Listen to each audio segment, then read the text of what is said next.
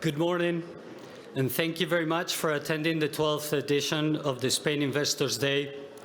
We welcome you on behalf of Studio de Comunicación, our partners BNP Paribas and Exane BNP Paribas, our sponsors Endesa, Deloitte, CaixaBank, Prisa, BME, Aon, and our collaborators Equipo Económico, Linklaters, ICEX, ICO, and Cofides. Unfortunately, the City Council has just communicated us that the Madrid City Mayor, José Luis Martínez Almeida, won't be able to attend this event because he's not feeling well. We wish him a quick recovery. I now give the floor to the President of BNP Paribas in Spain, Cecilia Bonet.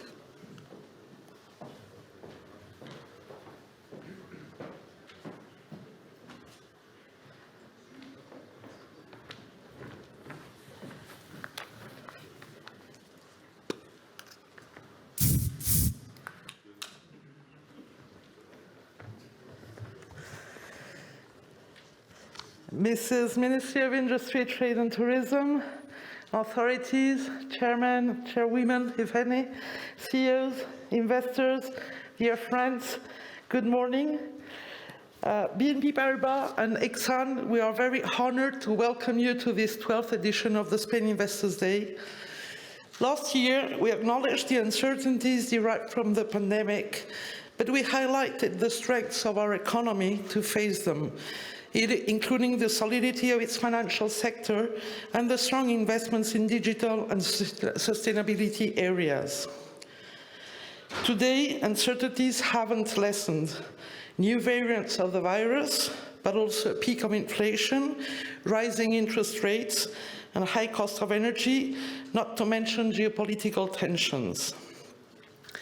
The high reliance of the Spanish economy and tourism also poses pressure on the recovery process, leading to a GDP growth slightly under expectations, but still rebounding by almost 5% in 21.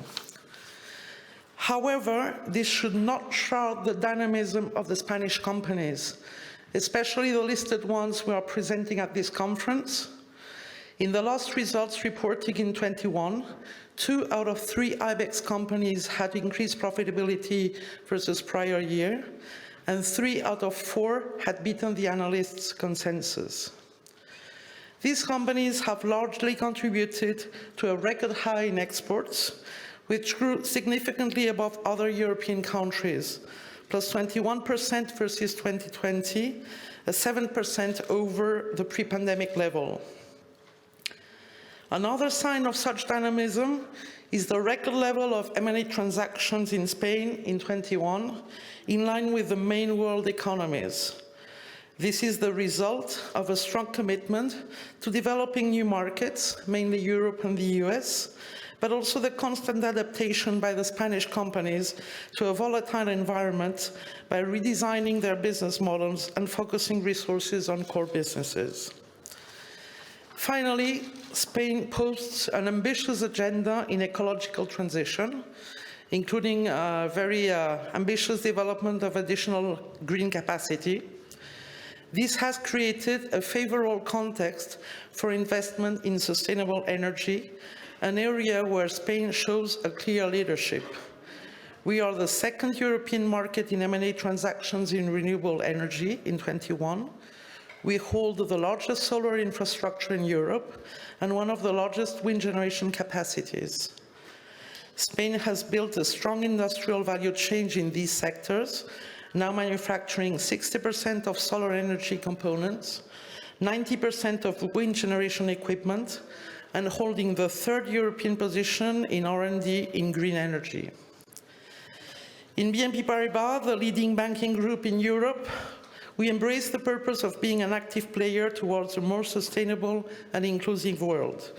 And we are especially proud to give the opportunity through this conference to bring together the equity investment community and the top management of our Spanish listed companies. Our active contribution to the organization of the Spain Investors Day is another evidence of our strong commitment with the Spanish economy.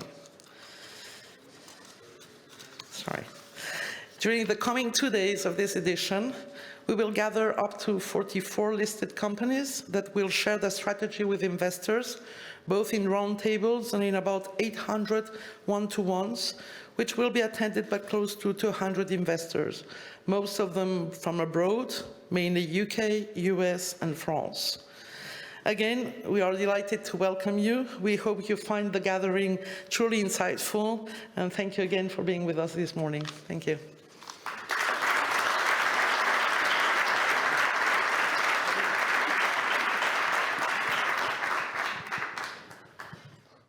Thank you very much to the President of BNP Paribas in Spain. I'll now give the floor to officially open this 12th edition of Spain Investors Day to the Minister for the Industry, Trade and Tourism, Ms. Reyes Maroto.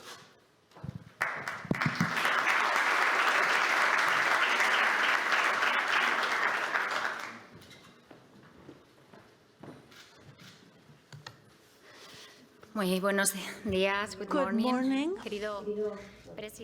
Dear President of Spain Investors Day, dear Cecilia, an expert from BNP Paribas in Spain, investors, representatives from the corporations, dear friends, it's a pleasure for me to participate once again in this very important event. And I would like to start by thanking the organization for giving me this opportunity every year to speak to all of you and to do it in a hybrid mode, almost in person, because it indicates that with the adequate safety measures, we can hold these kind of events, because although we're immersed in a new wave of the pandemic, we're better off than we were a year ago, because 90% of our population is now vaccinated, and without doubt, the vaccine is the best guarantee to beat the virus. Throughout these past 12 editions, we've been able to confirm how Spain Investors Day has become an annual, essential event for business, for an ever-growing number of international investors who wish to invest in Spain. Despite the uncertainties linked to the pandemic and many other international factors, such as the bottlenecks in the global supply chains or the rise in energy prices, the forecast for the year 2022 indicate there will be sustained growth in economic activities and employment in Spain, a rebound in investments, a progressive recovery of tourism, which we already saw in 2021, and also a good performance of our exports and a good development of public accounts, and in particular, a more and more dynamic labor market. And that is probably the best thermometer to measure our recovery. The evolution or development of employment since the turning point as a vaccination in spring 2021 can only be graded as extraordinary, with a very positive, unprecedented, excellent results despite the uncertainties generated by the new virus variants. As far as recovery, Spain has reached the levels prior to the pandemic with over 776,000 new jobs, the largest figure since 2005. In less than a year and a half, we've been able to reach the employment levels prior to the pandemic, compared to the 12 years that it took since the previous financial crisis. This is thanks to the safety network that we launched to protect over 3.5 million workers through our recovery measures. All the operations formalized by the ECO-ICO loans have benefited over 119,000 companies and self-employed workers, and over 121,000 million euros were deployed. The foreign trade figures are also very positive. Spanish exports grew by 21% between January and October of 21 compared to the previous year, reaching levels prior to the pandemic close to 2.6 billion euros, which are historic records since records are kept. In short, indicators that prove the resilience of our exporting and is based on the high competitiveness at an international level reached by Spanish companies, their excellent inclusion in value chains, and above all, diversification of the destination markets. No doubt the strength of our foreign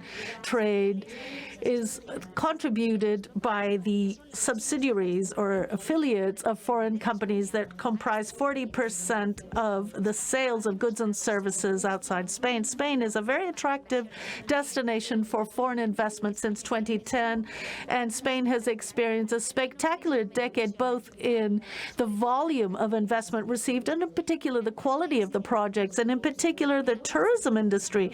It's also gradually recovering. Between January and November, the number of international tourists who visited Spain was close to 28. With expenses that were above €1 billion. For the fourth quarter of 2021, €10.6 million, which meant the recovery of 64% of the volume that we had in 2019, which, as we know, was a record year, but it's 5 times higher than the volume received in 2020.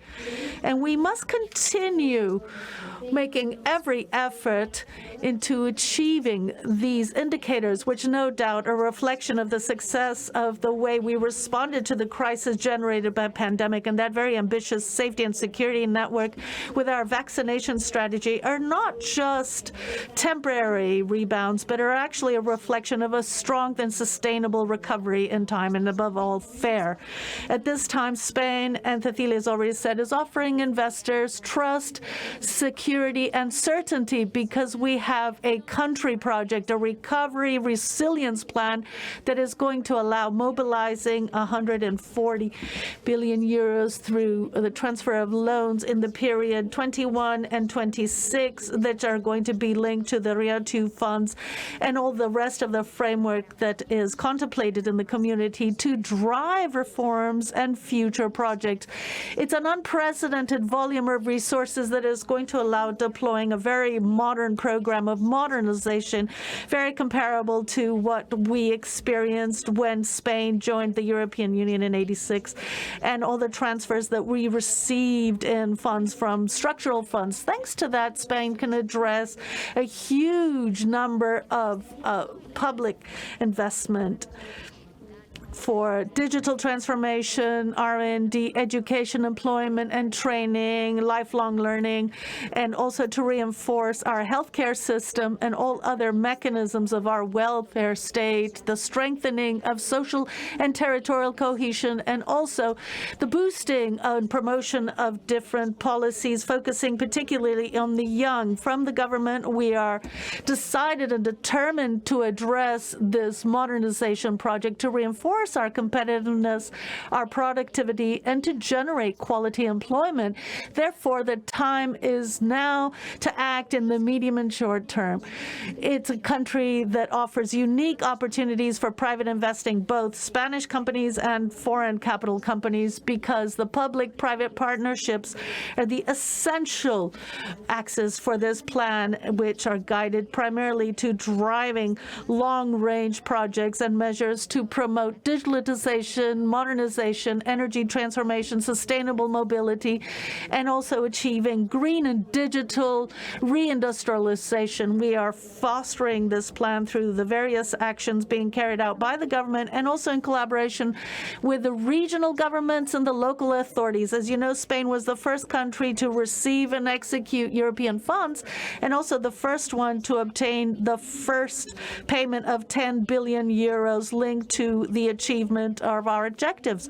Until the end of December, we've authorized €22 billion, which means 91% of the budget that has been allocated for the year 2021.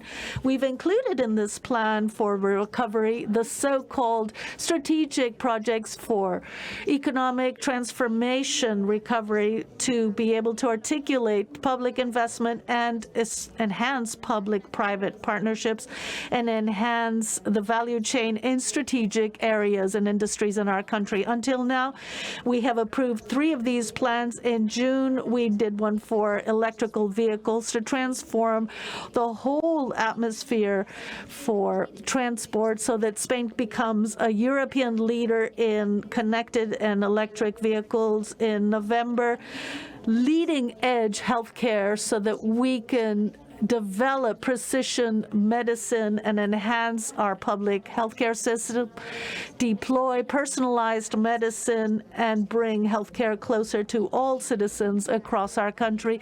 And in December, renewable energies, renewable hydrogen and storage to reinforce the transformation and transition towards a greener economy and driving our position in those areas where we're already leaders and also promoting others, so that our abilities to design and implement our production can respond to this energy transition in Spain. Furthermore, we're working in other 3 additional plans in the areas of the new economy of language, the agricultural food industry, an area special one, and many others are currently being analyzed, which will soon be launched, which will be joining the strategic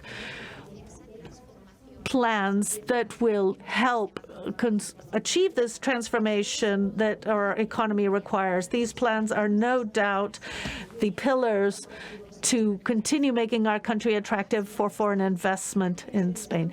Aside from these projects, we're achieving a very ambitious program of reforms to reinforce human and technological capital, and also to eliminate barriers for entrepreneurship and to improve the regulation of our labor market. At the moment, several standards are being processed to improve corporation systems to promote the growth of companies and their creation, a project of startup laws to promote entrepreneurship based on innovation, and the reform of the law on tenders, one of the most important structural reforms to promote our production. And I would also like to highlight the labor reform, an agreement achieved by all the various social agents and the government, which puts the focus on a dialogue between employers and workers, and above all, decent employment. The agreement between trade unions and entrepreneurs, I think it's a very good agreement for Spain, for economic growth, for employment. That's why we ask all political parties and also the opposition to vote in favor for this, which is also good for Spain, because all these reforms and investments aim to make sure that Spain is still an attractive place that meets the expectations of investors. In other words, an attractive place to invest in. And to conclude, I would like to highlight one of the strengths of Spain, our companies. Spain has a series of companies that are committed with digitalization and transformation, with leading companies in industries that will be drivers to transform our company to finally achieve all the sustainable development goals. The companies present here today, Spanish companies and multinational companies, are a clear example of leadership, of commitment of Spanish society with the future. And I would like to finish with a message of hope. Spain offers no doubt many opportunities. It is a country of opportunities, and altogether we will achieve a very promising future. I'm absolutely convinced, especially for our future generations. Thank you very much for your engagement, your commitment, and your attention.